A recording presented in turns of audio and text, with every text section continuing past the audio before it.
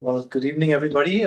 Hereby open the Bicycle and Pedestrian Commission meeting for today's June 18th. And it's 7:04. We have a quorum tonight, but let's do a roll call first, please. Thank you, Vice Chair. Chair Ganga, Vice Chair Eshelbeck, Here. Commissioner Matipala, Yes. Commissioner Marcy, Commissioner Wolf. Here. Okay.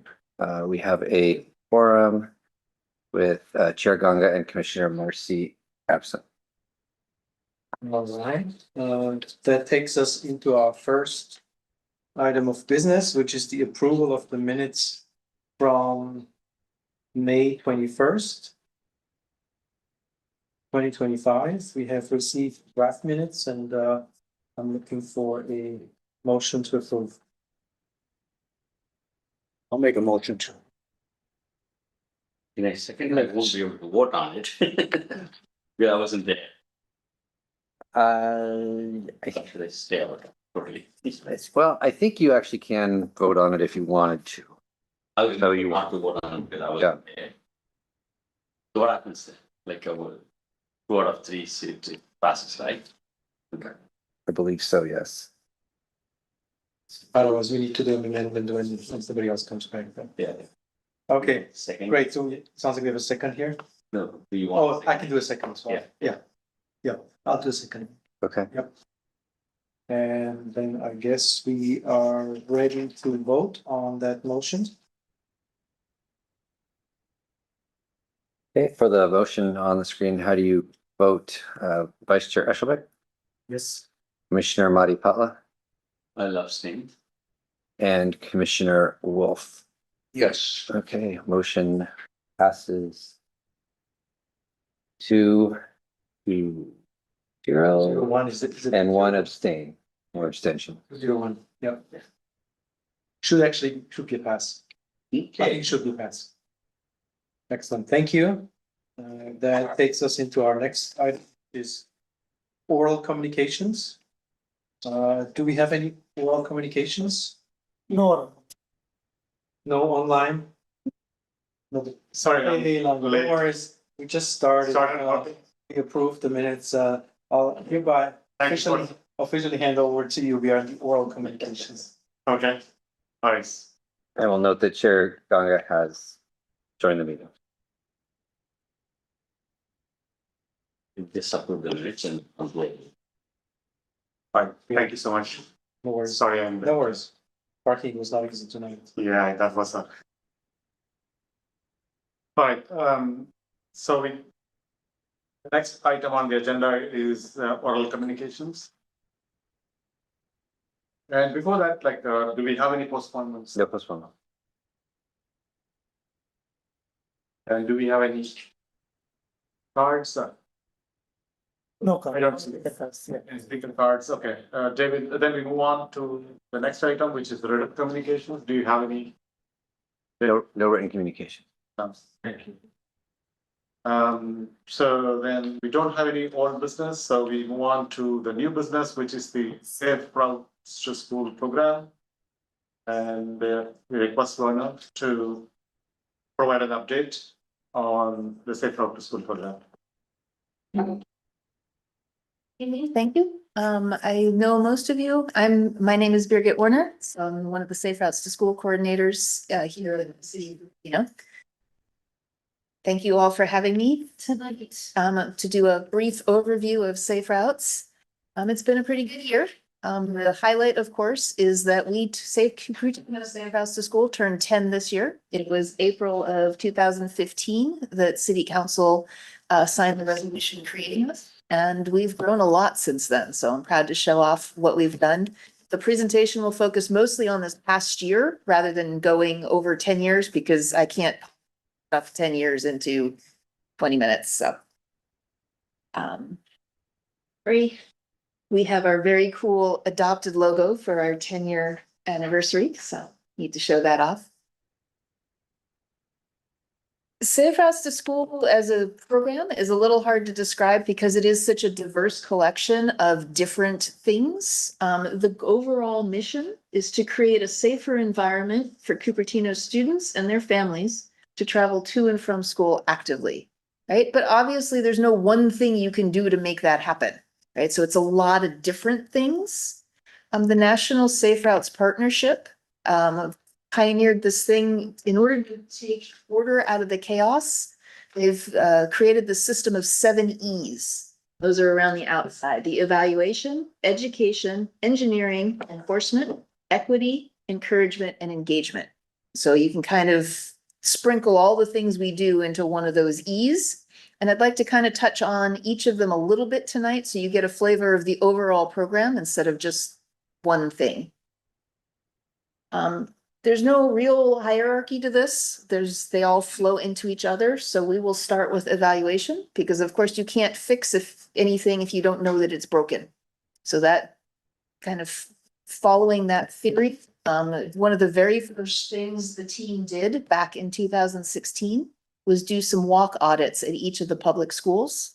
And they came up with a very long list of recommendations that the city engineering team and CUSD and FUHSD have all been working diligently on since then. Most of them are now done with only a couple of the very large items that need outside funding still to go. Commute choices are more than just concrete though, right? So we ask the parents and the families to tell us why do they make the commute choices they do, right? What would influence them? And what's really interesting, the survey was done twice, once in 2018, I think, and then once a couple of years ago. Both times, the thing that boils to the top is perceived safety, right? The parents don't want their kids to walk and bike to school if they don't think it's going to be safe. So that's just something to keep in mind. On the plus side, both surveys show that parents are interested in walking and biking more. So it's not a lack of interest, it's a perception issue. Of course, what you intend to do and what you actually do are two different things. So we also like to keep an eye on what's actually happening around the city. One of the easiest things to do that with is bike counts, right? You ride your bike to school, you park it in the bike rack, it's sitting there all day, nice and easy for me to go count, and then you take it home with you, right? So we go around twice a year and we count all the bikes at the 13 schools to keep an eye on what's happening. Since COVID, the Cupertino Rotary has been helping us out as well because they go around to all the high schools once a month and count their bikes. So they have a really nice data set of the last 4 years of how high school biking has trended. Of course, bikes aren't the entire story, right? So how do you count the others? That's a little trickier. We do what we call a student travel tally once a year now in the fall, where we partner with the schools. The teachers take 3 days in a given week for the year. So the entire city does the same week and asks their kids, how did you get to school this morning, right? Did you walk? Did you bike? Did you drive? How'd you get there? And then how do you intend to get home? So then we can take all of that data and look at it in aggregate. From a citywide picture, there's not anything truly surprising to those of us who are out in the streets in Cupertino, right? Cupertino is, for the most part, the most common way for kids to get to school is one kid in one car. It's regrettable, but that is currently the state. But we do have about half the population, 45%, that get to school some other way, whether it's carpooling or walking, biking, even transit when you get to the high school level. So Please stay on there for a second. Trying to just. digest the data. And some of the other trends that are pretty obvious are at the elementary school level. Walking is very popular. Most Cupertino schools tend to be local neighborhood schools, so it's easy to walk. As you get into middle school and then high school, they tend to be further away, possibly crossing some bigger streets. So walking isn't as popular, but then biking picks up, right? And the transit picks up as well. What influences the response rates? They vary quite a bit between the different schools. Yeah, so a high school response rate is so low. Yes. You know why? So we rely on the teachers to help us out. And there's only so much we can do with the teachers. At the elementary school level, we usually have a liaison at each school who works with us. At the elementary school level, that liaison has maybe 20, 25 teachers and can go, our very best liaisons literally go sit in the teachers' laps and go, hey, where's your results? I haven't seen your results today. Did you ask your questions, right? At the high school level, there's 60, 70 teachers. Our liaison can't chase them all. And so we think that that's a big piece of it. We are trying different things, including turning our high school representatives on to kind of getting more interest in this and seeing if we can't get that number up. But as you can see, it's still not very good. So the family vehicle number is consistent across all demographics, right? Like, all. So, and so the alternate combined is, as a result, is staying the same. But then the internal breakdown is varying, right? Like walk versus bike. Yep. That's the only thing that's changing, and maybe in a carpool. Not the school bus. So, and you said, we collect this data by surveying people. Isn't there an alternate better method to do it? Like, for example, I was thinking, if you are counting bikes, so you know how many people bike, right? So you get an idea. And if you're counting cars, that right, that covers, like using some of the counting mechanism where they have some strip on the road and stuff like that, right? So you can kind of count cars, then that gives an idea of how many people are taking car, right? And then what's the total average attendance in the school, right? Any school, you have the population, like 2,000 kids or 1,500 kids or whatever, right? So if you do the math, like you should be able to get a more accurate data than relying on the survey, right? Like there are only 3 sets of people, right? Walking and biking. Biking, you can count, right? So walking, you don't know. Cars you can count. So if you take out those 2, the rest is walking, right? Well, so I can't count, if I've got a car counter, I can't tell the difference between a single kid in the car and a carpool. Yeah, but chances of that is, predominantly it's single, right? So carpool is pretty low, right? So what is the margin of error, right? So 11, 12% is pretty high. I don't want to throw that away. And we also can't distinguish between a resident going to work, just general through traffic on a street. Plus, there are so many different access points to the school area that to canvass them all and to have some level of confidence that we've captured everybody and are able to distinguish what is school traffic and what isn't, just isn't feasible. So that factor that going to work and all that should remain same, right? Like the people that live in that street, right? What There's too many variables. There's no way that you'd have any level of confidence in the data. Yes, sometimes I have seen in the middle schools, like the parents drop in the neighboring streets. Yeah, they might drop 2 blocks away. Yeah. It's just there's really no way to get more accurate than this, at least for that. Similarly with walking and biking. I mean, you'd have to, the resources it would take to do the counts to hit all the access points and. Yeah, I mean, with the response rate of 32%, I don't know how much to rely on this data. But Yeah, I agree. It could be skewed towards people who are really motivated to respond to it. Yeah, and this is just one piece of information also. Right. This doesn't define the whole program. This is just data.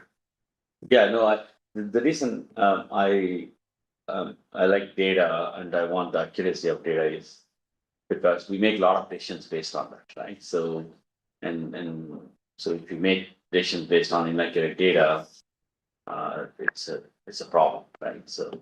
And I think more importantly too is, if you look at a single year, yeah, you can question, but looking at trends, you're gonna have the same variables and uncertainties each year. So the trends are what really define the success of the program more than a snapshot of a single year.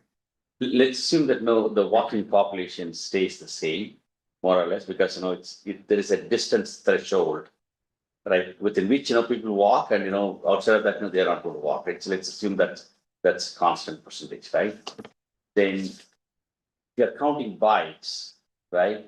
So do we see a difference between the bike count, 10 years ago versus, now after, this program has been in existence for 10 years? So then the delta in the bike count at the beginning versus now is a reflective of success of this program, isn't it? It's one measure. Right? Yeah, I think some of the safe road to school programs in other cities, I've seen that's how they advertise saying that because of their program increasing trend of people walking and biking is one of the things that Because the walking, no matter what we do, we're not going to be able to influence people. It's going to be a function of a distance, how far away they are from school, right? It's going to be a function of that, right? We're not going to force people to, walk or no matter what, right? Biking, yes, we can influence, provided we create a safety kind of a situation, right? And the rest is going to be cars, right? But the number of bike count would be a good measure of success of, the program, right? Because the walking is going to stay constant. The It's a function of distance. The other subtlety with the walking is the way the national partnership sets this up. If you convince parents to drive to the school location and park 5 blocks away and walk from there, that counts as walking. Because they didn't come to the Sure. school, they didn't put the car there. So like Faria does a fantastic job of convincing people to park over on Schofield and Western and walk the rest of the way. So that they don't have 600 cars sitting in their drop-off circle. But that counts as walking, which means that we can influence walking. Okay. Okay. And the citywide Yeah, trends. I don't know if I would count that as walking because, but they drove for the most part, right? So like, the last few blocks, they're walking. So I would still count that as, driving, right? Unless, to me, walking is true walking from source to destination. Right. But Maria, Faria, maybe we'll go through the presentation and Yeah, back to this one, yeah. right? So, yeah, Faria is a special case because it's an alternate school, so. Alternate school. Yeah. Right, and I mean, the high schools are the same way, right? If you live 10 miles from your high school, you're not gonna walk. Yes. And so I think that's why the partnership went with that decision. And the important thing to your earlier point is that's the way it's been done countrywide since the beginning. So that's how the data set is. To me, that seems, a little bit of a weak approach, like, even without convincing, if I see that going into that loop is going to be difficult, I'm going to drop, like I've done it many times, where I drop my kids on the metal terrace and tell them go walk, and I'm going to make a U-turn and get up. So, okay. And the citywide data, as you pointed out, is really mostly good to see trends. What I like to do is go a little bit more in detail and take a look at different things, right? Because just because it's a citywide trend, just as you saw over the response rate, right? The high school response rate is very, very poor, but the elementary school response rate is excellent. Pretty much the only people who don't respond to those in general are the people who are absent that day. Mhm. Right, so it's very good. So you can take a look at the school level and see different trends. So what was this? How was this data, 10 years ago? Do you know? Do you have data from 10 years ago or 8 years ago? Just curious. We have the data. I do not have this exact chart. Okay, from okay. 10 years ago. I have the trend over time. Yeah, we collected over here. So, what's interesting about this is you can take a look at things. Some of it makes sense, like Stevens Creek Elementary. If you think about where it is sitting in its little hole and where its enrollment district is, it's not a good school to walk and bike to. It's hard. So they fairly predictably have really low levels.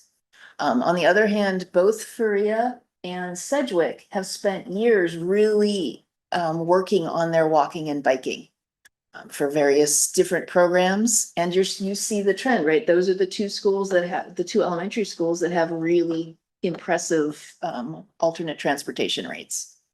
So you do see trends that come out it this way. And then we also look at the data in other ways. We can look at it by grade, by time of day, like going to school versus coming home from school. So it's it's an interesting data set. But I think to Moni's I- point, I think this data would be super powerful to see over, not only even 10 years ago, but just year by year, kind Yeah. of see how Trend. things have been moving. I think this is super helpful. And also, I consider, Faria's walk data as a fake data compared to, other ones, because the other ones are real walk, right? The The other ones can include the same thing.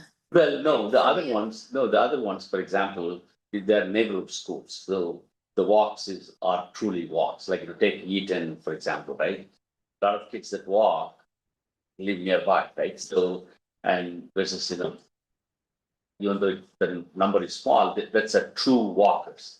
Versus, Faria is, people that are dropping off and, they're showing up as walkers, but the fact is, they drove from a long distance, right?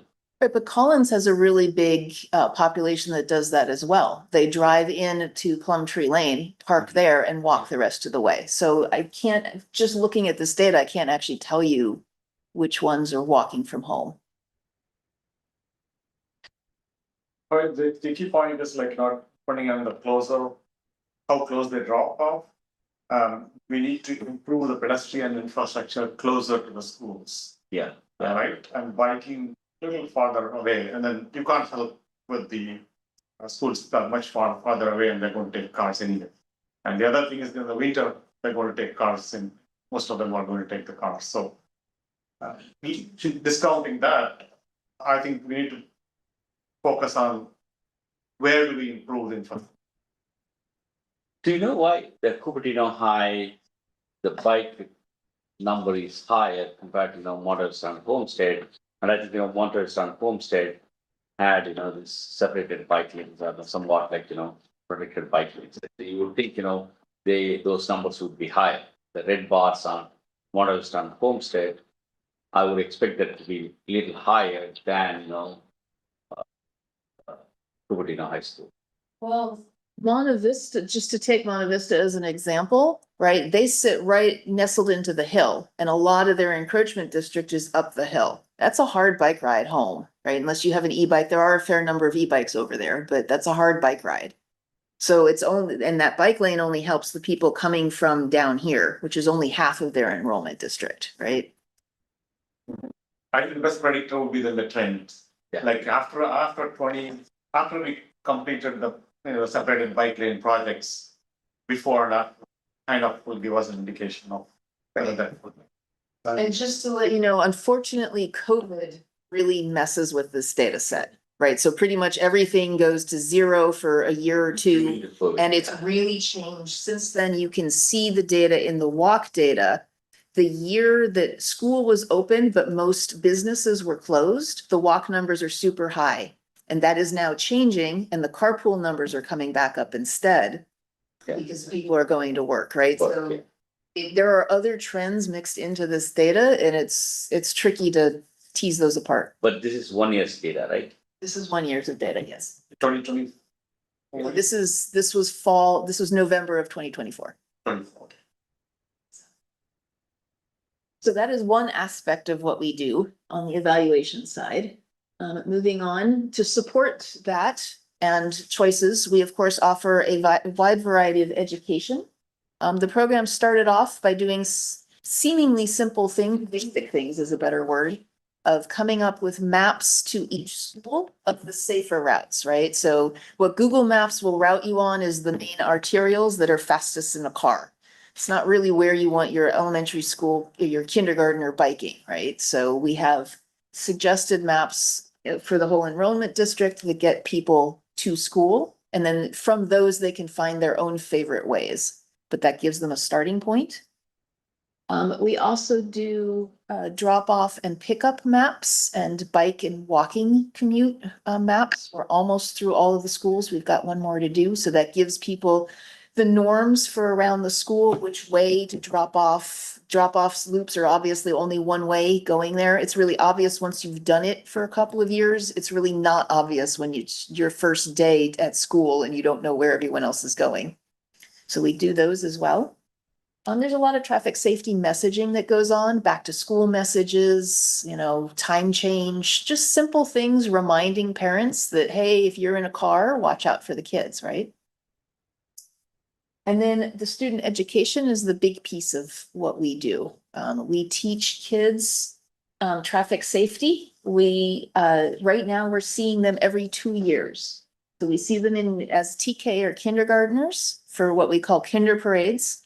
This is really simple. Their attention span is really, really short at this age, right? So it's stop, look, and listen before you run across the street. Hold your mom's hand, right? Pay attention. Tell your mom to put the cell phone down before you cross the street, right? Keep both of you safe. So those are really short. They're really cute. If anybody ever wants to come on one, they're really cute. Then we do second grade pedestrian education. This is pretty much the same curriculum, except now geared towards a longer attention span and towards the thought that these kids are now old enough to start walking to school by themselves. There's no longer a parent there. So they have to judge themselves. Is it safe to cross the street? All of these programs are two-part, right? There's a classroom part where they get told the basics and the rules and what we want. And then there's a part where they can practice. So at the second grade level, there's a walking field trip where they go out and they actually all have to practice on an intersection. Is it safe right now? And is it the teachers teaching those classes or who's actually? So right now we're contracting out a company called Ecology Action, and they come and they teach all the classes. The assumption is that the teachers will be there, and especially at the elementary school level, there's usually a parent or two to help out. Just because a classroom is a lot of kids on the street and we want to make sure everyone stays safe. Then by the time they get to fourth grade, our assumption is that kids know how to ride a bike well enough that they're not going to fall over if they're trying to do a straight line. And so now we can teach them how to ride safely on the street. So it's the same safety, traffic safety rules, but now how they apply to the bike. And then So which grade level has the highest propensity for biking? middle school, like 7th, 8th grade. 7, 8 grade? And logic says 9th grade as well. And then by 10th grade, you start getting driver's licenses. Yeah. But because of the spotty high school data that we've already talked about, I can't tell you that for sure. Yeah, no, that's consistent with, what I've seen with my kids as well. When they go to 10th, 11th, they don't want to wear a helmet because they want to look nice and,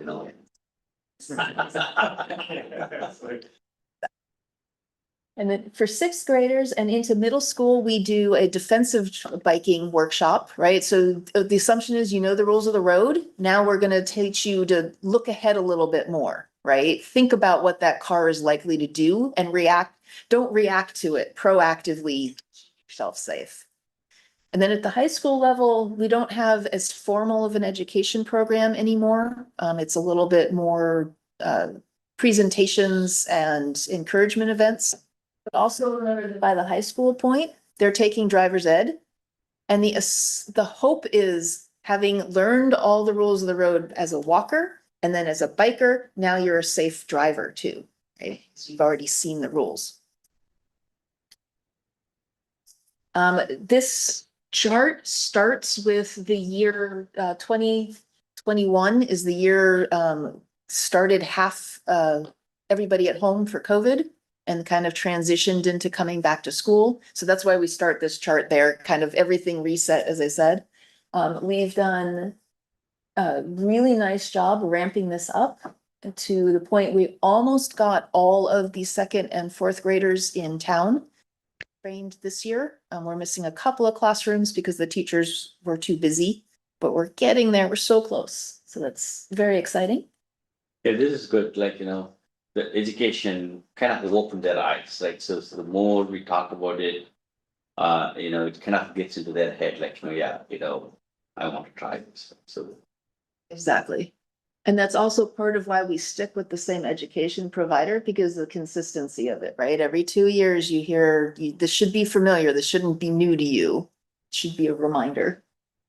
And for the high school, even though it's a voluntary kind of a program, do the same consultant go on?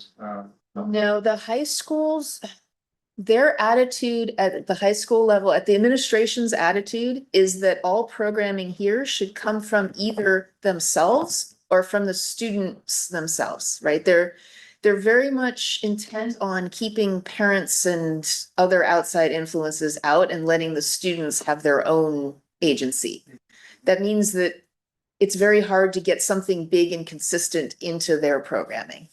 Yeah, I mean, if you have any clubs, like, then we can kind of use that Exactly. club to really pull in Exactly, people and run the program. Yeah. right. So, Is there an opportunity to set up clubs in high schools that kind of, encourages this and, and go through those clubs, to influence them? I can't set, as an outsider, or even as a parent, as some of you probably know, you cannot set up a club. The kids have to do Kids it. have to, right? But if you can find the right kids, yes. And in fact, what we do is we have that monthly working group meeting. And we have 2 kids from each high school who sit on that as our official representatives from their high schools. And we do a lot through them. That's how we get a lot of the programming in. So And are they part of any club or is it just a volunteer? it depends on the school. Monte Vista has a Safe Routes to School club. Cupertino High does not. Which clubs are allowed is governed by their ASB. And so it's not up to even the administrators. The administration can't say yes to this club. ASB club has to say yes to that club. So it's a little bit hit or miss who has clubs, who does what. Cupertino does have a Safe Routes to School team that is run by one of their vice principals. And so they do have, it's not an official club, but it is a group that is very active on campus. Yeah, I'm surprised now Cupertino High doesn't have a club. It's not an official club, but it is definitely an active group. The other piece to this, if you are certain of a bent of certain parties, are interested in how are we paying for all of this, because of course, education is not particularly cheap. We have been extremely fortunate and lucky that we've been able to pay for almost all of this with outside grants. We started off with the Measure B funds that were banked first because of the lawsuit and then because of COVID. So we were able to kick this all off and pilot it with Measure B funds. We needed some city funds to kind of stopgap for a little bit, but then this last year we got a grant from the Office of Traffic Safety to pay for all of our education this year. So that's very exciting. And we That's just the cost for the education company for the third party information. yeah, pretty much. I mean, there's some other small costs thrown in, but that's pretty much what it is. And we did just hear that we're getting that grant again next year, so we can continue this for at least another year. So it's very exciting. And will that saturate, like you showed, like 2,400 students in total? And the cost, I'm assuming that it's kind of the same trend that you're seeing in terms of the cost as well. And is that kind of saturated? Will it be saturating there or do we still have room to grow? We still have just a little bit of room to go. We're missing a couple of classrooms, but you're right, we're just about to all of them. So knock on wood, there's no more COVID events. We can keep this up. The next E in the list is engineering. There's lots of pieces that go into this as well. The big one is the crossing guards, right? For any intersection that needs a little bit of help during crazy hour. There are 16 of them around town. Cupertino pays for 14 of them. CUSD and FUHSD each pay for 1 each. So that splits the cost a little bit. We also at intersections that don't necessarily have a crossing guard, but are still like a little bit suspect. We have those big orange crossing flags. The interesting things about those is they do nothing for a high schooler, right? High schoolers won't use those. But a kindergartner kid loves to use those. Those are super exciting. And when the kid's this tall, giving them an extra 3 feet of orange is really good. And it's also a reminder to the kids, hey, you need to be visible, make yourself visible, right? Don't dart across the street. So I was going to ask the question on that one. So these flag things and with some holder to keep those flags and all that. So how successful was that program? Because I've seen it like initially when it kicked off, I used to see those flags in those folders. I don't see them anymore. Where did they go? So they're all still out there. We refill them twice a year. If you've got a canister where you never see any, if you have an intersection, if you'll let me know, I'll go check on it. What is interesting is when we go around refilling them, there are some schools that clearly use them all the time, right? You can see that they're moving from like morning to evening even, like Eaton for whatever reason, and Collins, they all love their crossing flags. Lincoln a little bit, Kennedy almost never uses theirs. Yeah, Right, yeah. so- So my data is from those three schools, one of Star Lincoln and Kennedy. Because I bike all the time on that route and I see a lot of those flags, in those posts, with the borders. Right. Now I don't see them anymore, so I'm not sure what happened. So, Yeah, let me know, because usually they migrate all to one side and then they'll migrate back at a different time of day. So, and then by the end of 6 months, they're who knows where, which is why we yeah, they just- set them again. Things happen. We also do a lot of work with traffic patterns. For instance, last fall, there was a really big problem on Blaney in front of Collins. Parents were coming early to pick up their kids for the afternoon bell, and they would fill up the Collins pickup line. And then, so they couldn't turn into the school, right? So they would sit on Blaney and wait to turn in, but they were coming early, right? So they were sitting on Blaney for 5 or 10 minutes, blocking all through traffic. And so the neighbors were getting a little bit mad. Blaney's kind of a big street. So we went through, David helped, Prashant helped, and we came up with this loop kind of airport style, right? Instead of standing there, keep driving around the circle. I mean, it's better if you go park in the neighborhood and walk in, but if you really don't want to park for some reason, keep going around the circle. And so we've been working with the school to influence that. So we'll do things like almost that. like an airport kind of thing, like, don't stay here, get out, get out. Right. So you can't. Don't we have the same problem in Bob Road? Because I've Yes. seen that, like, Yes, and we Bob have a similar sign there to go take the pumpkin loop. So. And then there are intersections that just need shovel help, right? That need to be redesigned. And so we have several projects coming up.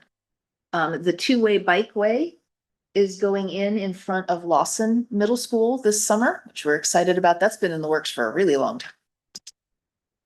So, and then we're getting the separated bike lane on Stevens Creek from Wolf to Dianza this summer into the fall. Hopefully we'll be done by then. And that'll help out the kids going to Cupertino High and to Lawson. So they'll come along that side.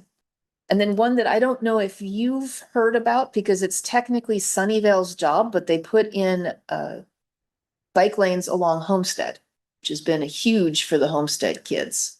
So that went in this past year. And then there's also discussions about what to do at the Kennewick intersection. That's this intersection down there on the left.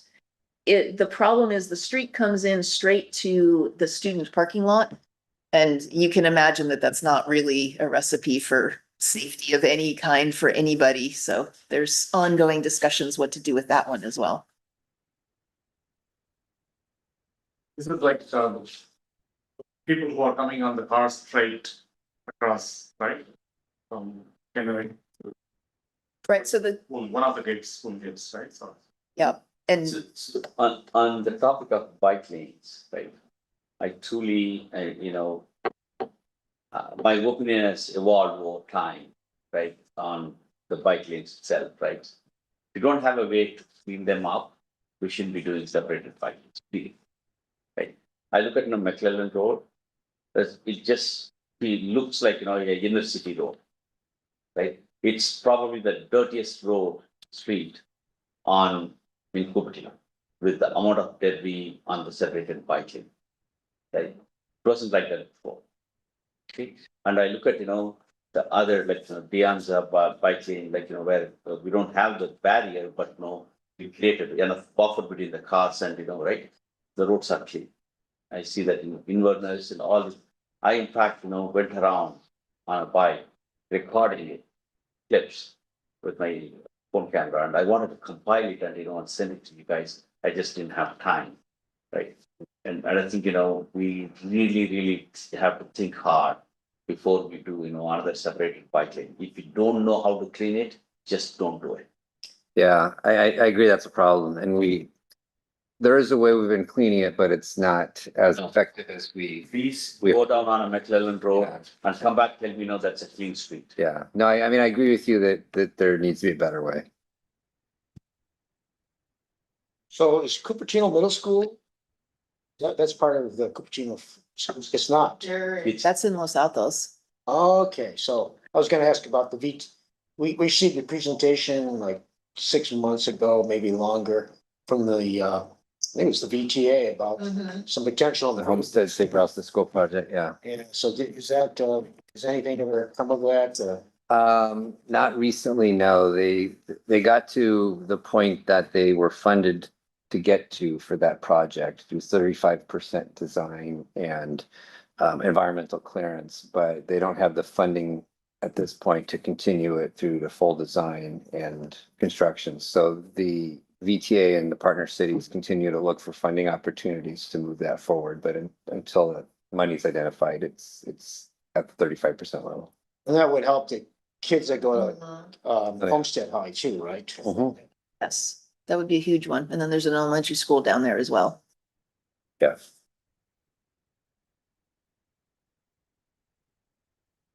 Okay, our next E is enforcement.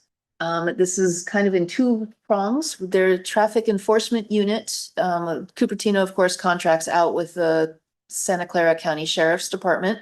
And so we have a traffic enforcement unit that supports Cupertino. They're fantastic. We call stuff in. If you ever hear anything or if you ever see something, what they ask is that you target it, right? If you just say, hey, somebody's speeding on this street, it's not super helpful. If you say, hey, this lady speeds down Hyde every Wednesday morning, sometime between 9 and 9:30, guarantee you the next Wednesday they'll be out there looking for her. Right? So if we just give them enough information, they're fantastic partners. The other thing that they do is there are two safety resource officers for Cupertino that split the schools up between them. What's interesting is the way that they do this is those two officers, this is Officer Patel, he's been with us for a couple of years, that he's not in charge of enforcement at all. These people are there as resources for the kids. If the kids need help, if they need a bike helmet, if something's going on at home and they don't feel safe, right? That's what these people are out there for. And they help us a lot because they can help push the walking and biking advocacy as well.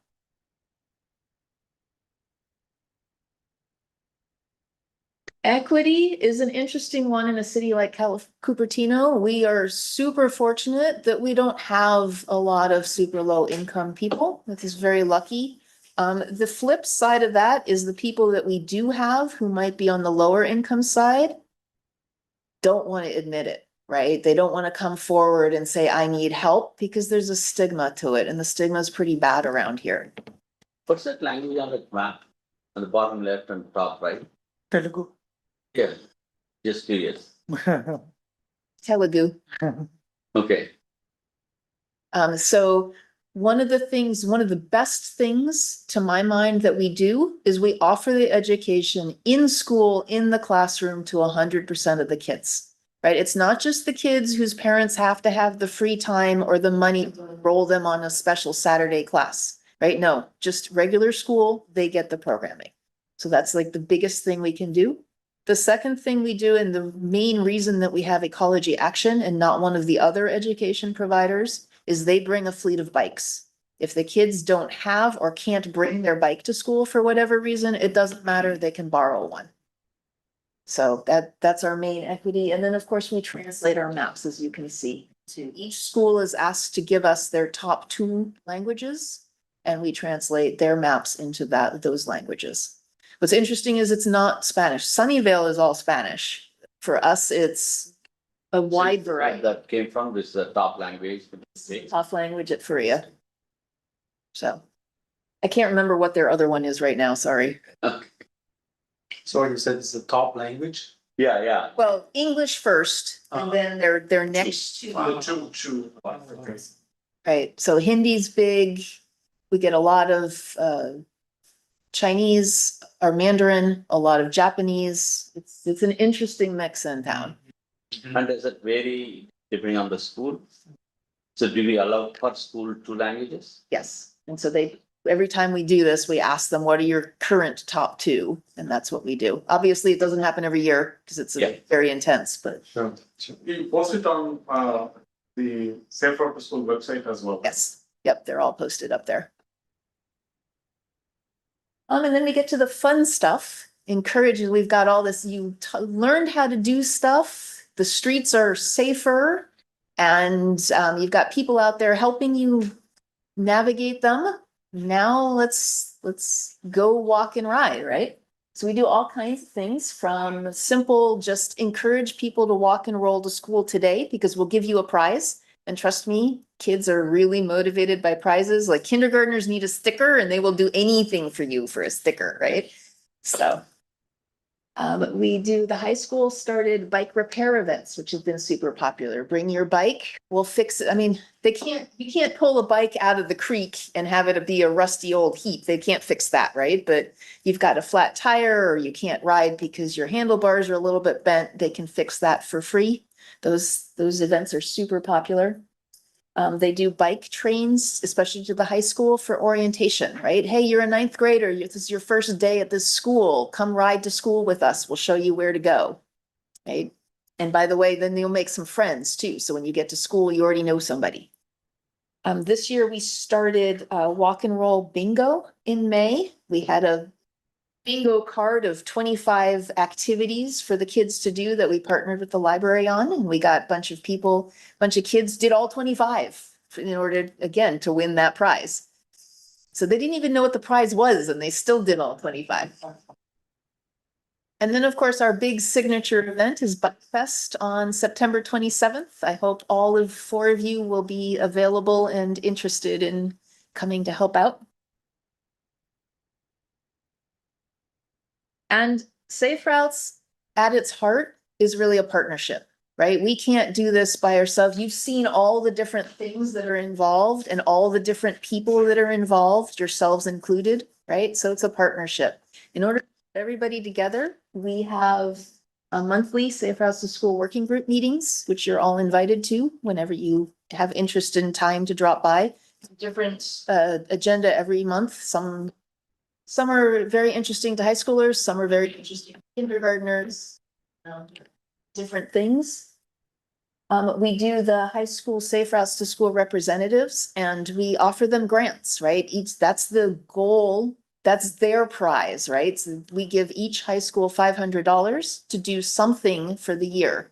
And it's very interesting what the kids come up with. It's way cooler than what I could have done on my own. We have different contests like the streetlight banner contest. If you've seen our new banners this year, they're very cool, aren't they? That's a couple of our high schoolers who designed those.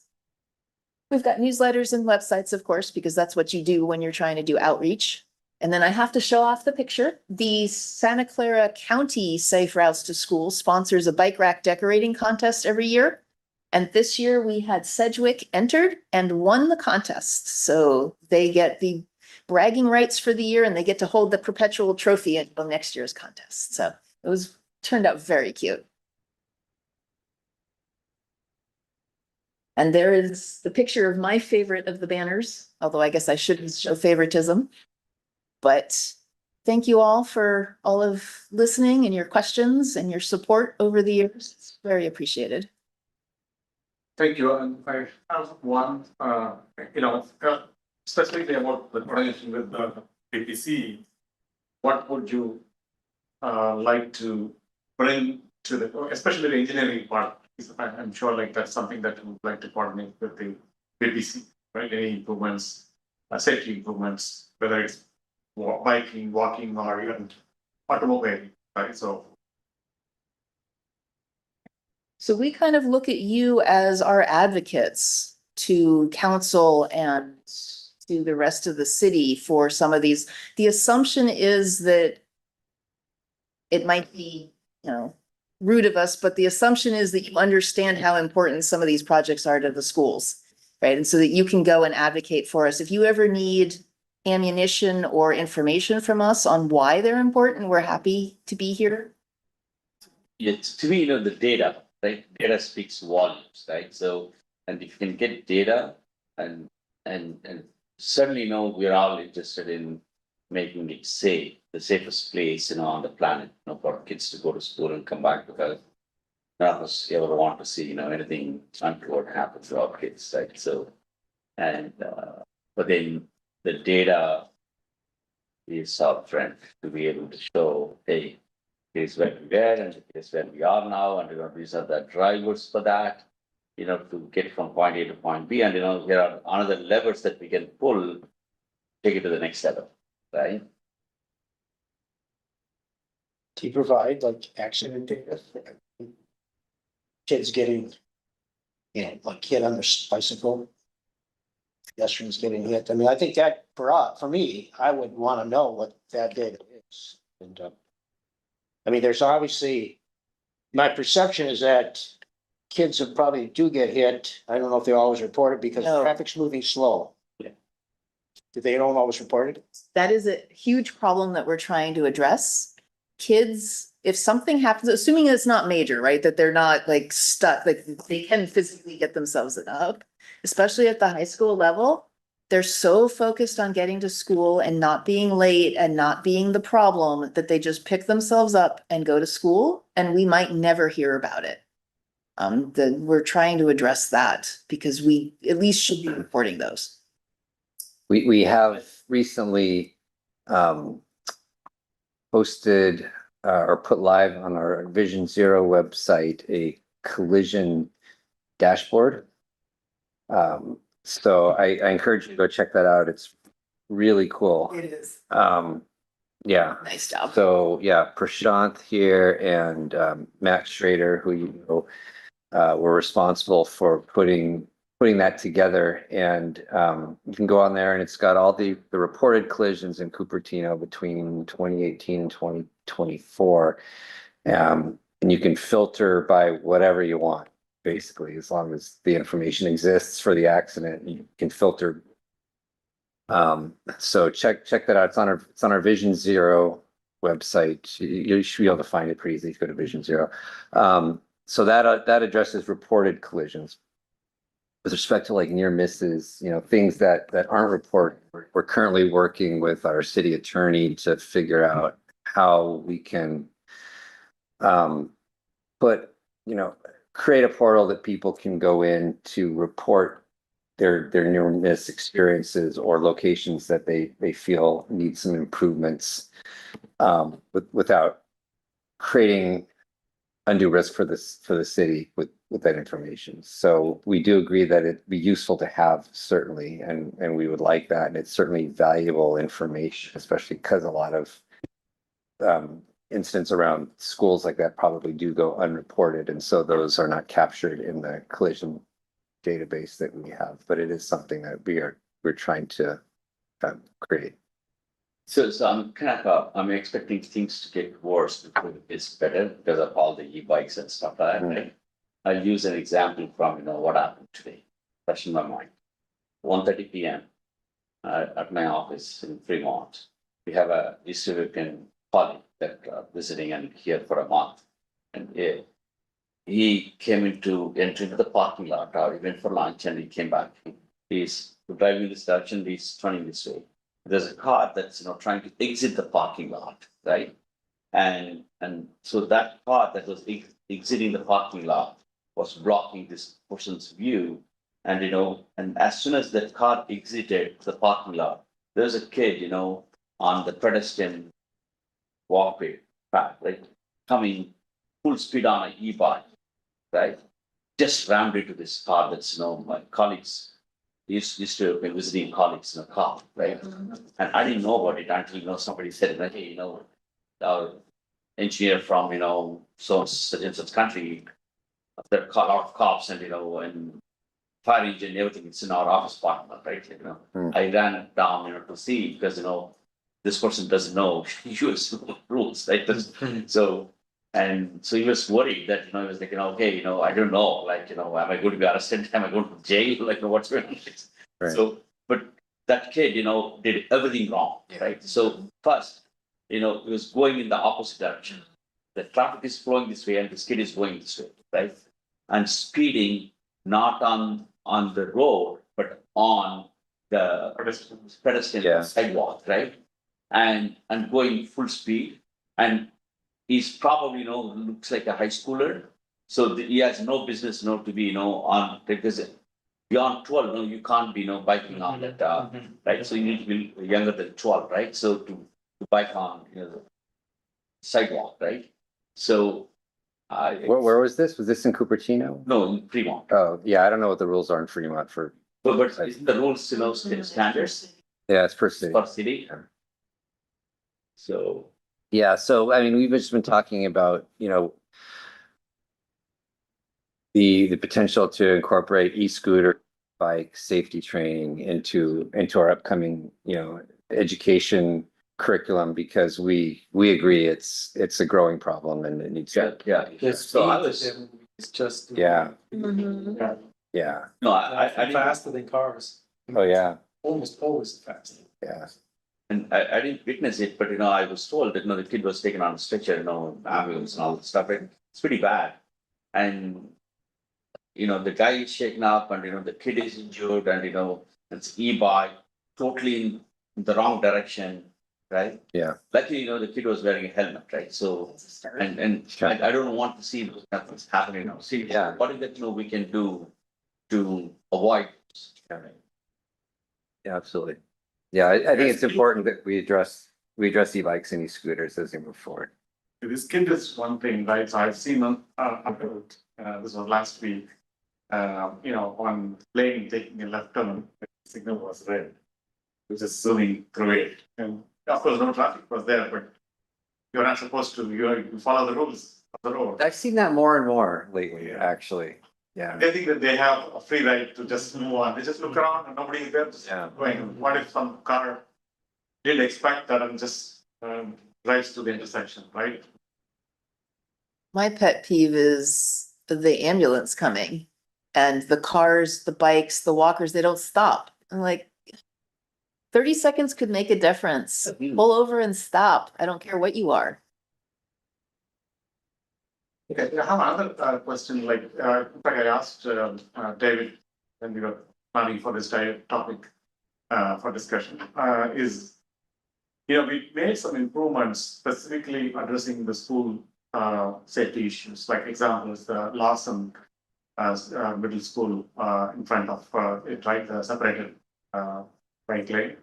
And the other improvement that we did is on Hialeah, Barcelona for the Cupertino High School, right, the stop signal, or stop sign, right? So, do we see any improvements in terms of, what was the issue before and then after we made these improvements? Did we see incidents going lower? So that will be really useful, especially when you're making targeted school safety improvements. I think it will be good to have data before and after, then we can use that for our own planning purposes as well as to encourage the parent community, right? Saying, hey, we made these improvements and, you see that it's improved. Now we can encourage your kids to, walk more, bike more, whatnot, right? Do we have, or do we collect such data? Yeah, so, we have data around Lawson that we will be able to compare once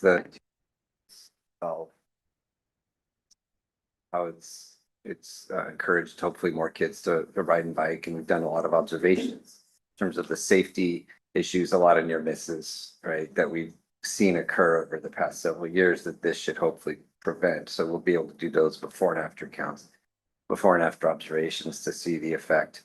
The Kite Barcelona, I think you're talking about the crossing guard that was put there. We didn't have any the actual data in the before situation. It was a matter of we received these concerns about these near misses that were happening, and we went out and we did some observations and we saw that there were indeed problems. And subsequent, now that the crossing guard's been out there, when we've gone out and observed, the crossing guard has seemed to reduce the number of occurrences of misses that were occurring, or the actual collisions that were occurring between the bikes and the cars. So there have been improvements out of that intersection. And what we I mean, get. I think this data only is really useful if you have like year by year kind of comparable data and see trends as well. I just happened to find that the VTA has conducted some bicycle and pedestrian counts and has been conducting this for years. And it's actually published in the latest VTA meeting, the VTA bike meeting.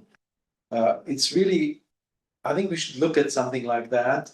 They essentially have picked, I don't know, 40 or 50 locations throughout their region and do bike and pedestrian counts every year on a very consistent basis. And the data goes back now to 2018, so almost 10 years now. And you see some really good trends about kind of, for example, one of the conclusions is actually the biking was down 2024. There was less bicyclists than 2023 and pedestrians increased. So I think something along this cannot be that expensive. So it cannot be a cost issue, but it would help all of us here. It can. What is that? It can be a cost issue. Yeah, it's not cheap to do to that level of. They probably have people there probably for 2 hours every day. I think it's once a year, actually October 17, they do this. It's 2 hours in the morning, 2 hours midday, and 2 hours in the afternoon. So they count manually bicycles, pedestrians, cars, essentially the whole kind of transportation modes. And I think something along those lines would help all of us here make better decisions. I think we often find ourselves kind of tapping in the dark and because of the lack of data.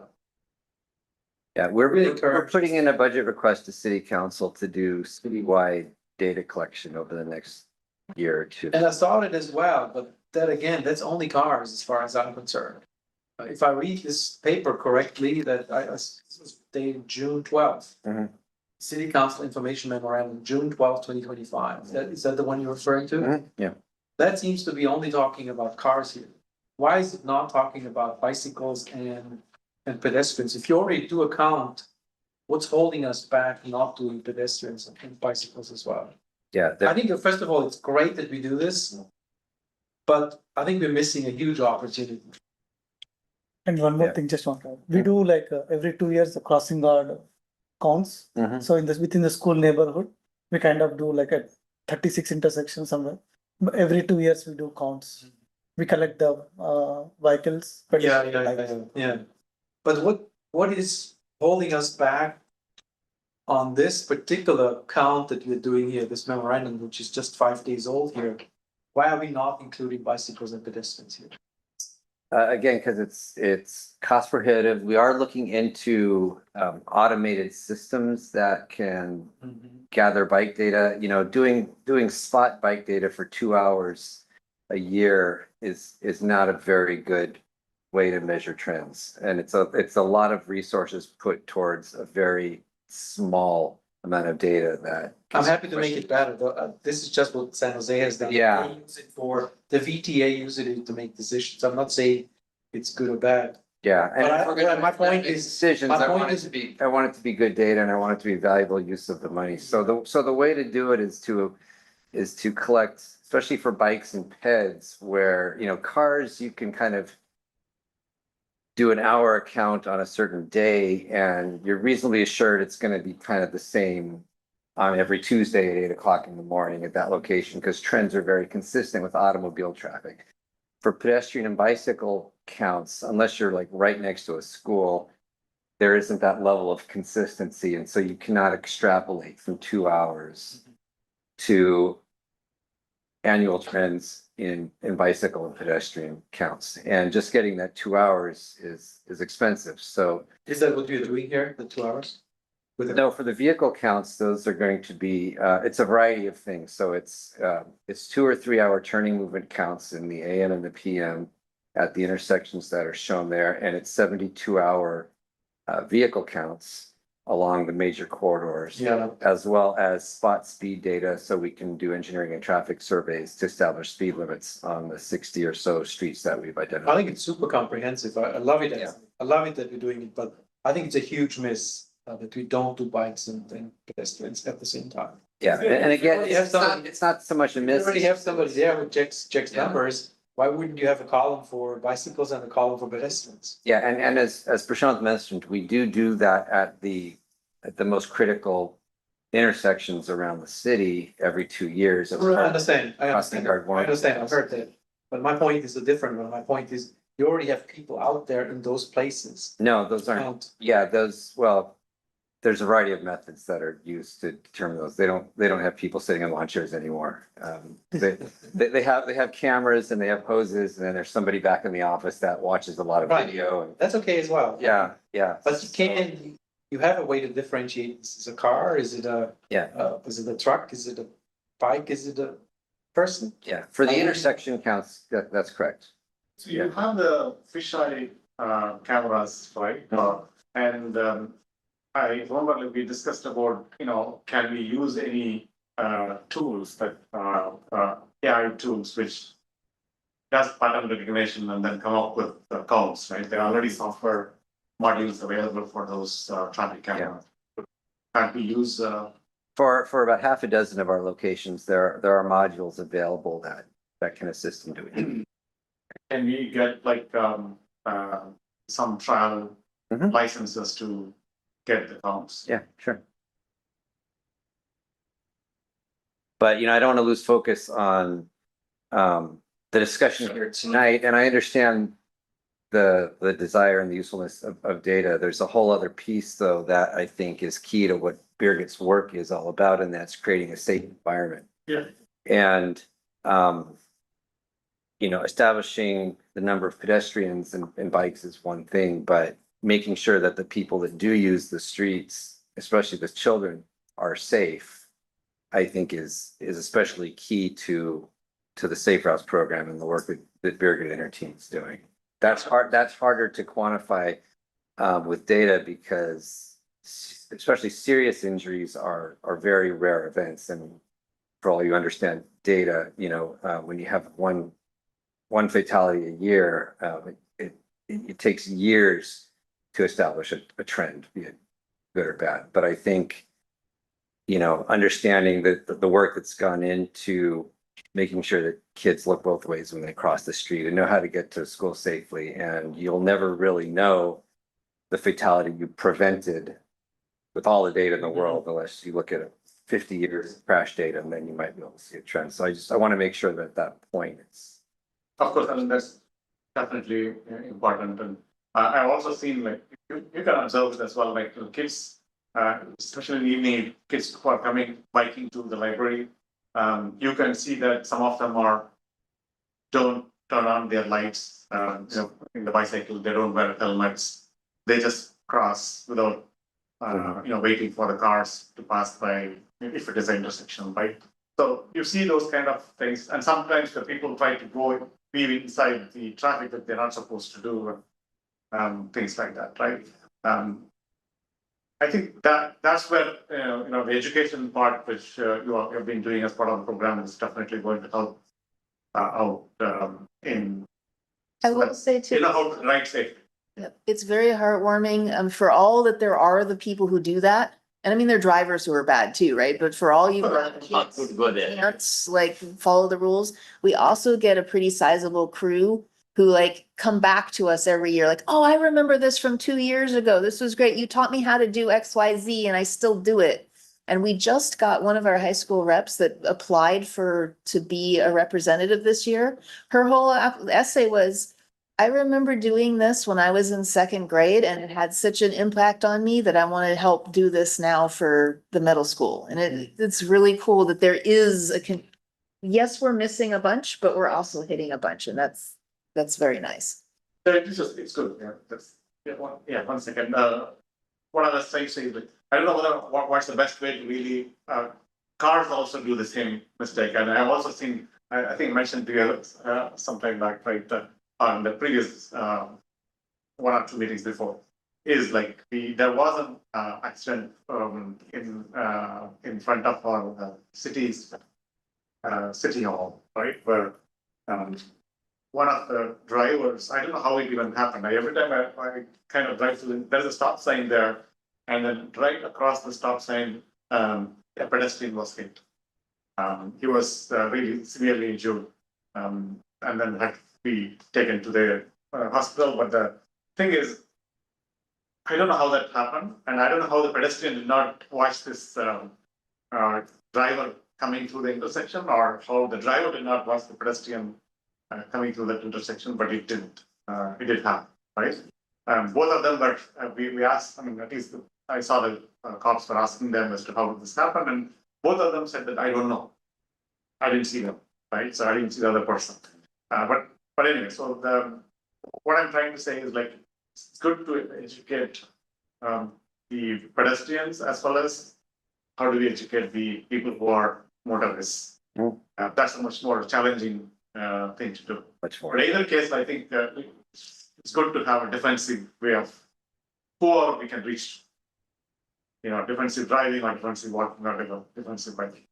What we piloted this year actually was once a month, we sent home to all the parents, the CUSD parents, it was a driving challenge, right? Something to watch out for. So I can't remember what they all were, but the latest one was stop for a yellow light. Don't just speed up to get through it because you want to save your 90 seconds, right? And so spend the month stopping.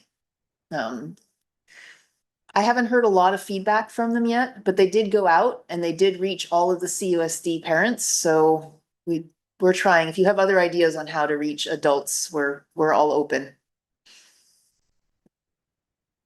So, I want to touch upon a couple of things. So one, like Eleanor said, adults are the problem, right? Right. So before I go there, so you said, despite sparse data in terms of the illnesses and accidents and all that, why do parents feel unsafe? It's a perception issue, you said, right? So if there is no data that says fatalities, the injuries and stuff like that, we rarely see them. So that means everyone should feel safe. And why do parents feel not safe? Did we ever dig into that? I don't have a 100% answer for you, but I'll refer you to the federal government, right? And social media. The tragic accident that happened last year over on Foothill, that went all through next door. That went everywhere. Every single parent in town knows about that. I guarantee you.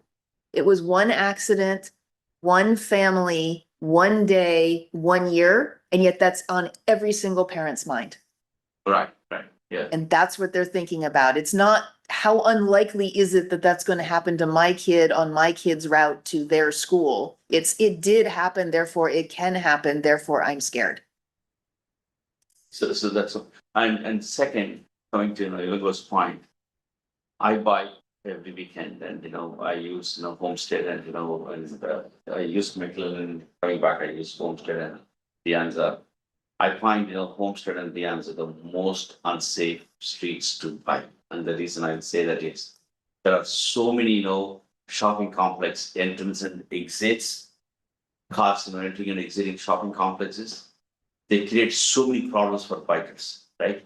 They don't care, there's a biker coming and they just try to cut, right? So like last weekend, I had to, on Stelling and Homestead, and I was coming on Homestead, and the cars, that Tijuana, the shopping complex where it's a McDonald's and all that, right? So the cars are entering and they didn't care about me coming, right? So I had to go around it, I know these cars are not going to stop or yield for me, so I had to go around, right? So I find the Homestead is the most unsafe road to bike because of the sheer number of cars and entry and exits into various shopping complexes. It's the same for the Dianza, right? And they create very unsafe conditions because they don't care about the bike and they cut and or they take away the bike lane, forcing you to go into the car lane, right? Or they're coming out of the shopping complex and they are blocking the bike lane because they are sticking their in front of the car so much out onto the street. They blocked it, right? It's a very common thing that I've seen. And the third item I just want to touch upon, we need to do something about this because I've seen it a couple of times. You know where the library and the Tory Avenue, right, in front of the city hall and all that, right? So there's there's a book drop place, and the kids right where the cheap coffee shop is. Kids, come on this we call it the roller blades and or these skateboards. They come so fast and just get out and get onto that the pedestrian cross, because the cars are parked, you don't know which car is coming. And I'm always, fearful that, something is going to happen there. Because I've seen kids, coming out of in front of the coffee shop, and they come so fast, on a skateboard, just get into Tory, right? Full speed. And they're trying to go at that speed and, just, right? And then there are cars, coming on Tory, and, those cars have no way of seeing, these kids coming on. So we need to do something to slow down, like, for example, the elevated, crossings where, the cars are forced to, slow down. So, Alright, yeah. question regarding the Stevens Creek Elementary, so if they put the Carmen Bridge help that situation as far as the number of kids that are walking and biking safely to school, if you put the Carmen Bridge, is that, Extends the tenant boundaries extend south of Stevens Street Boulevard. It does, it extends south all the way along Foothill, which turns into Stevens Creek. But as you come east, that goes to Lincoln. And I don't know exactly where the boundary is. So it certainly gives people a nicer way to walk than along all Stevens Creek with all the quarry trucks, right? I wouldn't let my kid bike along there either. But I don't know that it would pick up that many more kids. I think you just give them a nicer route to school. But don't we have the same challenge of, the hilly terrain, like trying to get to, Regina and come back, right? One, not Regina or the Stevens Creek Elementary, it's an elementary school, right? So the kids are less likely to bike, at that age, right? So, and expecting them to bike, on the slope and the grade is a challenge, isn't it? Yeah. If it's a flat road, that's one thing, like, place like Eaton or Sedgwick and all that, right? Versus there, it's a little bit, sloping, right? I'm actually trying to convince the school to do something like a challenge for the year. Like, how many times do you have to walk it to climb Mount Everest? But the problem is really the parents, Yeah. right? The kids, a kindergartner who sat still for 6 hours would love to run up that street. Yes. That's not a problem. It's the parents who are going, Yeah, that makes sense. so. Okay, so now, I think we have good discussion on this topic, so, I'll request, thank you, very much, Vajit, for, coming here and presenting to us. I would like to have this like more frequently. Last time we had such an update was like 2 years ago. And so, but at least a yearly once, we would like you to come, and if you are having any other, updates, like, where you need our help, like, any improvements or any get the PPC's attention, request you to come here and then give us an update. Thank you. Yeah, I would like us to partner to a point where, there are creative ideas and, and supported by data that, we can take to the council and say, we have this will improve the safety. Yes, let's go do it, right? But that has to be backed by data. the only problem I have with that is that, this whole phenomenon of people not reporting getting struck by a car, because I live close to De Anza and De Anza College, and twice I've seen, over the last few years, I've seen people get hit by, college students turning into the east entrance to De Anza. And they're hit at slow speeds, they just get up and they drive off. And, Yes. It's kind of frightening, but I just think that is, you really don't want that to happen, because there could be a serious injury. And so even if you collect the data, you're probably, it sounds like it's gonna be hard to really get good data. If you could slow cars down and you can make it, Well, that's a great point. I mean, there's plenty of situations where we hear from people, they want to stop sign at an intersection or whatever. And we collect the data and data shows no problem. Like, sorry, we can't give you a stop sign. Well, how many people do have to die before you put in a stop sign? I can't go back and say 5. Right, so there's a point where data is important and there's a point where there has to be some engineering judgment and experience used to determine where improvements are. Yeah, no, the data doesn't have to be based on the injuries and accidents or deaths, right?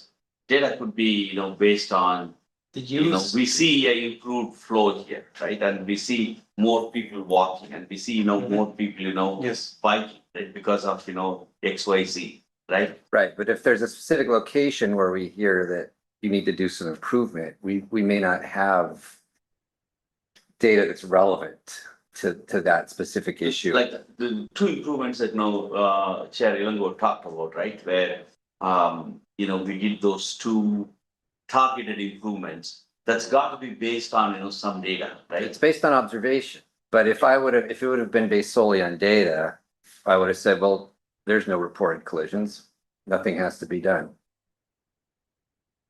So there has to be a balance between data, deciding what data is important, and our experience as engineers in understanding how things work and determining where improvements would be valid. I mean, the California MUTCD gives us that flexibility as well.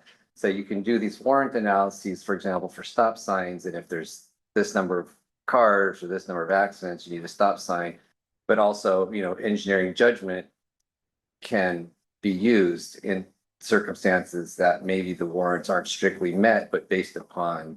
And the right answer is probably a combination. It's right. It's knowing the I balance. think what we are reacting to is, we feel like we have no data today. We are just doing judgment today. And I think the question is, can we shift the balance a little bit more towards the data? Nobody says only data. I think that would be a fallacy as well. But I think we should figure a way. Well, I'm hearing only data. No, but it's for me, the engineers live and die by data, right? Like, Right. It's always data driven, right? So engineers never act based on, I feel good and I feel this way and we need to do it. No. Well, no, it's experience too. It's understanding that when you see kids almost getting hit by cars repeatedly, even though there might not be data that shows that they've actually been hit or that this has been going on for 10 years, we see that and say, I know something that will prevent this from happening or becoming worse. And so we implement it based on the fact that having done these sort of improvements in the past at other locations that are similar, these sort of things help. If we would have waited at Calle Barcelona and collected a year's worth of data, someone might have gotten hit in the meantime.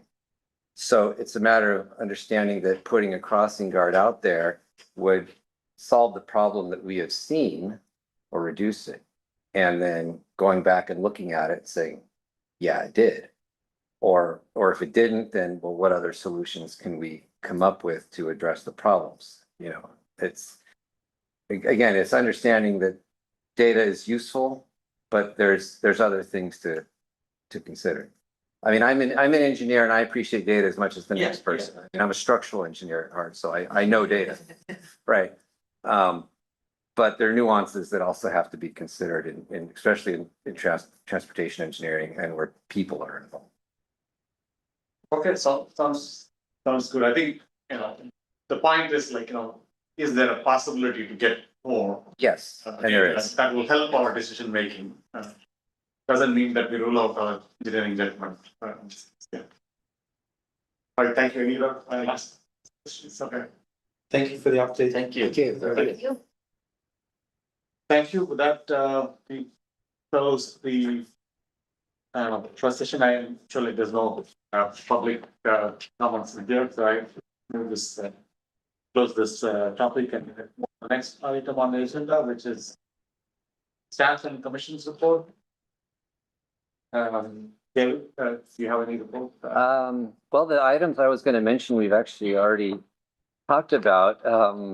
The online collision dashboard was one, so please check that out when you have a chance and let me know what you think. The Lawson Bikeway project is going to be constructed this summer. We just found out today from the contractor that it looks like it's going to be between July 8th and To July 7th to July 18th. between July 7th and July 18th when that will be done. So we'll be sending out letters to the residents in the vicinity of that project soon to let them know about that work. A star in our how to use this video, let me know. If you need bike riders. What is that? Well, we need to do a how to use this video because it's our first two-way thing in Cupertino. So for the Lawson kids, we're putting together a instructional video. So need bike riders. We're hoping to get some of the high school kids to help, but if you guys want to come out. Yeah, and the Stevens Creek Protected Bike Lane project is ramping up and you'll see some work out there soon with installation of the concrete dividers. The signal work will be delayed a little bit just because of the lead time to order the poles, which was postponed because of the uncertainty about the possible council defunding of the project. But since that didn't happen, we were able to move forward with the pole orders and that'll happen in a few months. And the final update, council last night approved $4 million allocation to VTA for the 280 Wolf Interchange project. It's actually money coming from Apple that Apple has donated for that project. 1.6 comes from their original donation agreement. And the additional amount is a 1.4 comes from the initial donation agreement. 2.6 is new money that Apple has graciously donated to the city or to VTA through the city, which will allow VTA to go out to bid on that project later in the summer. And if the bids come in reasonable within budget, then that project will break ground beginning of next year. Is this project fully designed, David? It is Okay. fully designed and bid ready, Oh, that's and now it is fully funded. wonderful. Yeah, it is. I think, I remember like, there was also a bike lane or footpath as part of that interchange, right? VW here, I don't know. It was brought to the commission a while ago. It hasn't changed since then. Yeah, it's the same design. Yeah, but as far as to go over the bridge, there's going to be both a class 4 and a class 2 bike lane. So you've got your choice depending upon your level of comfort. And the on-ramps are going to be controlled so that bikes and peds are able to have a protected crossing. The light will turn red for a car getting on the on-ramp if a bike or pedestrian is there. And there also will be a connection from Wolf Road down to the Tamianinu. So when that project is complete, there'll be direct access through there. Yeah. So this is a continuation of the Tamilino. It'll be like one of the trailheads for the Tamianinu. Yeah. Thank you. Thank you. Anything else? Nope, not on my end. Any other? Okay, so now, then, So Joe, you want? you have, Well, I just wanted to mention that, this is the county, I believe it's the county of Santa Clara. They're studying the potential to put in a class 1 bike lane all the way along Foothill for 10 miles. I I think it's a Foothill Expressway there. Foothill Expressway. They had one meeting I went to and was 10 miles from where to where? so it'd be from all the way from where Foothill meets 280, all the way to Alpine. 12 miles? Alpine, Okay. wow, okay. So you So said which class? class 1, they're going to study it, class 1. But it's in Cupertino, it's only going to Cristo del Rey. I think it's not gonna be all the way to Stevens Yeah. Creek, unfortunately. Yeah, it's only to the 280. 280. Really, yeah. So what's the class of the bike lane that exists today on Foothill? Class 2. They don't, this this is something I learned, is that technically it's not even classified. That was, Okay. it was originally, they agreed not to put a, call it It's a just a bike lane. shoulder that, Yeah, It's something, it's a technicality that comes back, is apparently these, whatever reason, they didn't want to call it a bike lane. Even though it is, I bike on foothill all the time, and I consider it the most safest road to bike, despite, the car speeding, because the buffer is so wide. It's super wide, yeah. Yeah. Yeah.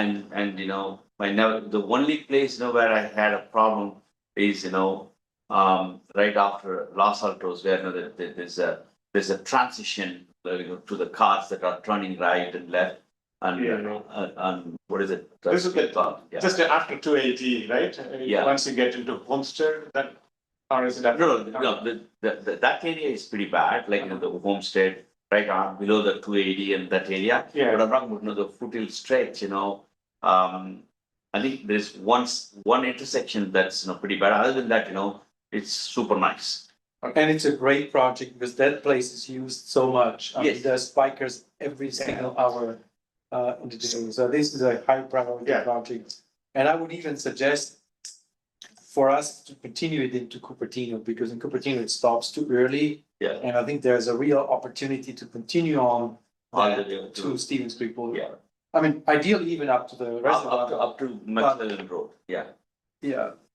Yeah, the one challenge, I don't know how the class 1 is going to be there, because right now that class 2 bike lane, even though it's not classified, it is, I consider this a class 2, right? Which is, as the vice chair and Muni were saying, like, it's safe. But now if you're making it class 1, I don't know how it's going to, because it's going to be on one side of the road.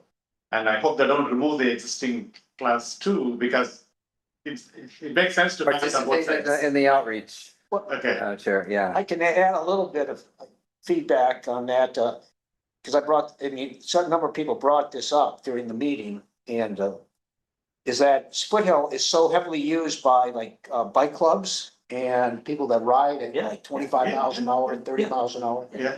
So that they don't want to take that away. So it would almost be that if they have to have a separate class 1 lane next to it, I'm not sure, because I asked him, well, what would you do? Remove all the vegetation? And he said, well, we're gonna look into that.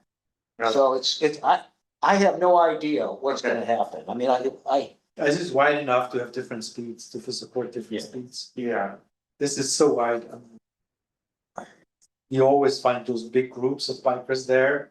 but And you they can don't pass wanna be them. on a class 1 where. Yeah, class 1 is like, That's the thing, is that they wouldn't want that. yeah, because class 1 means that you're going to have pedestrians and bikers and both directions, and they can't ride that fast. I see.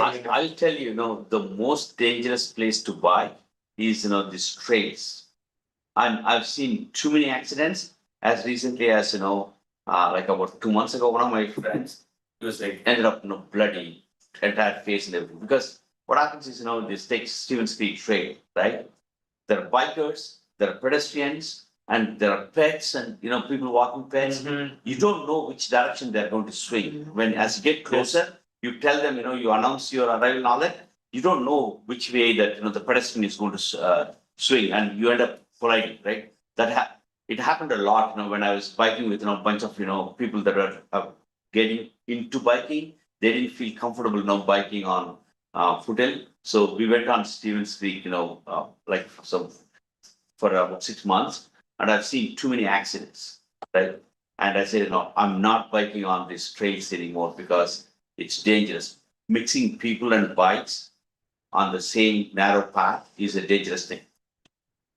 So we should probably not have a full discussion on this. Anyway, so that's good. So, All I can say, it's gonna be a hugely challenging project. Yes. yeah, thank you for the information. Because of so many demands or Because so many opinions. different uses. Yeah, actually, that gives us an opportunity to go and participate at someone. Yeah. And by the way, the bikers don't like, the metal bike road, bike lane either.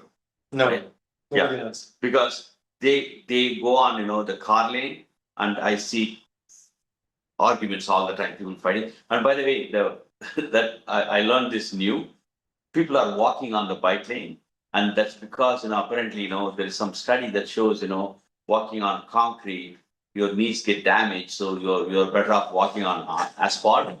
And so a lot of people are walking on asphalt. All right, yeah, thank you for the updates and for the discussion. So let's move on to the next topic, which is the future agenda setting. Can you bring up? Sorry. Thank you. David will confirm if the active transportation is in. Yeah, I'll confirm with that. Yeah. Yeah, we can remove that for the next month, right? Okay, and we can remove the safe route to school.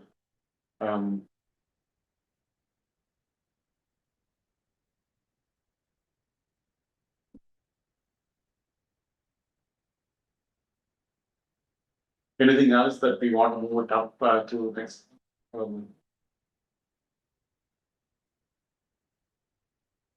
So how does that, our relationship with Apple works? Like, for example, Apple would be the huge beneficiary of, whatever we do, right? Because they have offices everywhere. Right? So at Cupertino, they're just dominating, right? So how do we get them to kind of, fund more? Pretty much, it's like, Yeah, I don't know if that's a discussion we can have. Yeah, maybe we can have it in the next step. Yeah. Yeah. Okay, on the Stevens Creek corridor vision study, I can delete it now. no, there was, is there any follow-up on that one? David? Yeah, I mean, we can delete it from this. It's- From this, okay, Yeah, so the next step is that we're gonna take it to city council. It's been in front of the bike commission, it's been in front of the planning commission. So the next step is to take it to the city council for acceptance based. when is it, I thought it's supposed to be. It keeps moving, Okay. yeah. It was September and then they said they're gonna move it up to the 15th of July. That's last I've heard, it's gonna be the 15th of July. Mhm. Might move again, Mhm. but that's the latest. Got it, okay. Mhm. And then if anything else happens on that project, of course, we'll come back to you. Okay. And the next one, which says pedestrian walkways for safety, and that's something that maybe we want to bring up to the commission as to pedestrian projects and any. We spend a lot of time on the bicycle projects. I wanted to see if, we want to bring in pedestrian safety projects as well. Any infrastructure improvements. Yeah, it would almost seem like that would be better to have in the context of the active transportation plan discussion, because we will be bringing to the bike commission, both our bike and our pedestrian infrastructure recommendations Mhm. for the plan. And so that would probably fall nicely in that discussion. Okay, so it's that comes in July, right? Again, yeah, I need to double check when. Yeah. I think this one we can remove, no? Ragnar Creek Trail crossing at Blaney Avenue, we have done. We don't need As to. far as I'm concerned, yeah, we've done a lot out there. Yeah, really. I haven't heard any new problems. Mhm. Because there was a new improvement on Rodriguez as well. Yeah. I don't know whether if you're saying before and after, right? After the improvement, I'm assuming that things got better, but. And The proper- 280 Wolf interchange, Yeah, we can remove. yeah, I think, Can remove, or do you think that you'll have any update from the? I don't think I would have anything that would warrant its own item. I You can don't certainly need to keep keep- you updated during my staff updates in Okay. terms of progress. And I'll come to the commission if something bigger Mhm. comes up.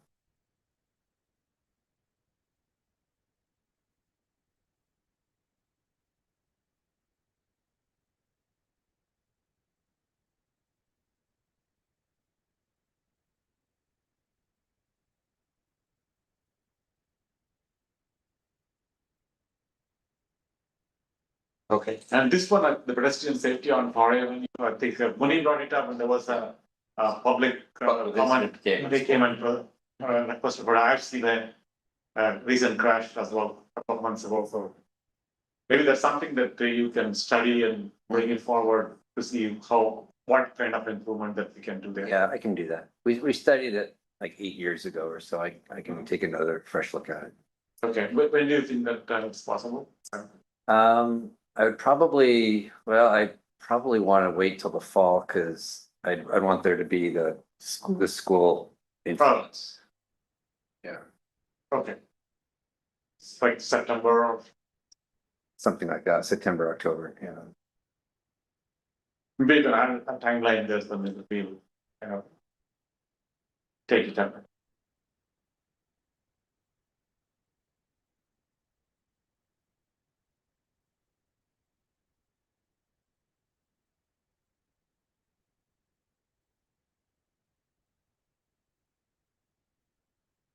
Yeah, this one is what I was thinking. Maybe if there is an automated way of collecting data that will go a long way. Especially on major intersection, I think you have the way to collect this information, right? Some of them. Yeah. Okay, maybe at some point you can bring back what facilities are available in various, what intersections, and then if you think that you need our help to get any council approvals that we could. Okay, that might be useful because we're evaluating costs now for systems that will, automatically count cars or sorry, pedestrians and bicycles. And so there certainly are costs associated with that. So if we would need to do a budget request to council and having the commission support that. Thank you. All right, any other inputs on this? Okay. None, then I think it's. You can close that agenda item. We have come to the end of the meeting. The time now is 8:45. And we are adjourned.